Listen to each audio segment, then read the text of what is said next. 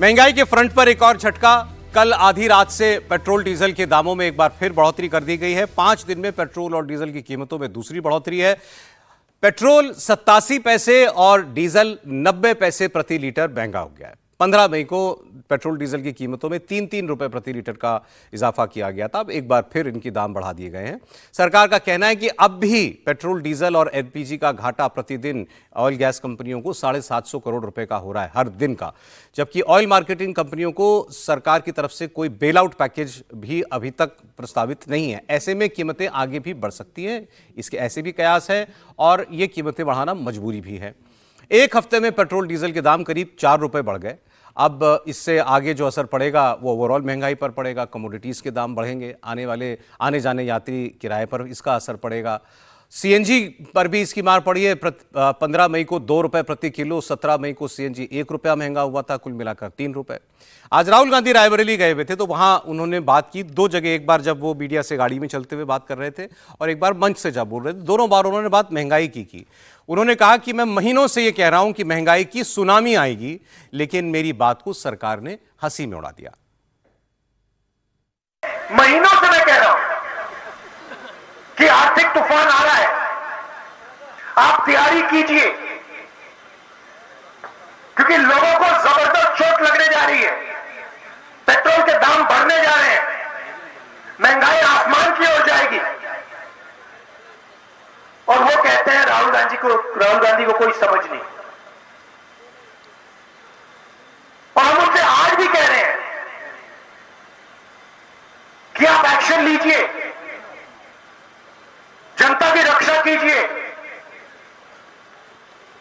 किसानों की रक्षा कीजिए। उनको कुछ लेना देना नहीं। वो कभी हवाई जहाज में नॉर्वे चले जाते हैं, कभी जापान चले जाते हैं, कभी कहीं और चले जाते हैं। राहुल गांधी का खैर वो प्रधानमंत्री के खिलाफ ही बोलेंगे, सरकार के खिलाफ बोलेंगे। उन्होंने ये भी कहा कि भाई आप देश से तो कह रहे हो कि विदेश यात्रा मत करो और आप खुद विदेश यात्रा पे ही निकले हुए हैं और वहाँ से सारी बातें जो हैं वो की जा रही हैं। वहाँ से आप आगाह कर बता रहे हैं कि बड़ी दिक्कत संकट जो है वो आने वाली है। लेकिन क्या ये सर ये अभी आगे और ये सिलसिला चलने वाला है? तो होगा ही ना। देखिए जिस तरह से वैश्विक स्थिति है ये तो आगे बढ़ेगा ही। लेकिन जब ये बात करते हैं ना हमारे को इतना घाटा हो रहा है, इतना कुछ हो रहा है, ये थोड़ा सा अजीब लगता है। फिर देखिए अगर 2015 से बात करें अब तक तो लगभग आपने 2.5-3 लाख करोड़ रुपया जो है आपको सिर्फ जो है डिविडेंड दिया गया है ऑयल कंपनीज ने। तो अगर घाटा हो भी रहा है तो क्या बात है। और आपने जो मतलब टैक्स से कमाया उस पे पेट्रोल डीजल पे, उसका क्या 40 लाख करोड़। तो आप 40-45 लाख करोड़। तो जब आपकी नीचे थी कीमतें तब तो आपने लोगों को जो है वो पास ऑन नहीं की, तब तो आपने कमाई की।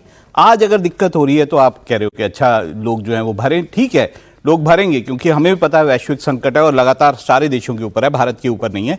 लोग साथ देंगे और देना भी चाहिए लोगों को देश में साथ। लेकिन ये बार बार कहना कि अच्छा ये हो गया, आप क्यों नहीं बताते कि आपकी जो रुपया है वो क्यों गिरता जा रहा है।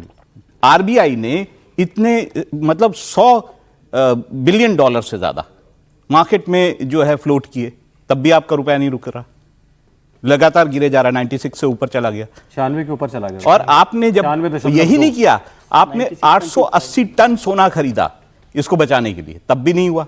तब विदेशी मुद्रा याद नहीं आ रही थी। नहीं तो इसका क्या मतलब है, अब कोई प्रयास करना छोड़ दे सरकार? प्रयास करे, प्रयास करे, प्रयास सफल भी होने चाहिए। कितने समय तक प्रयास करेंगे? और ये वाली जो बात है ऑयल कंपनियों वाली, ठीक है आप कह रहे हैं वो भी फैक्ट है, एक फैक्ट है उसमें। लेकिन ये एक्चुअली बहस कई बार होती है, जब भी ये बात आती है तो यही बहस होती है कि भाई वो पैसा जो है वो सरकार ने कोई अपने पास नहीं रखा, सरकार ने भी जनता के ऊपर खर्च किया है। अब आज किस चीज पे खर्च किया? आप सड़क बनाते हैं तो उस पर आप टैक्स नहीं लेते। ये आप सड़क बना रहे हैं तो उस पर तो आप टोल लेते हैं।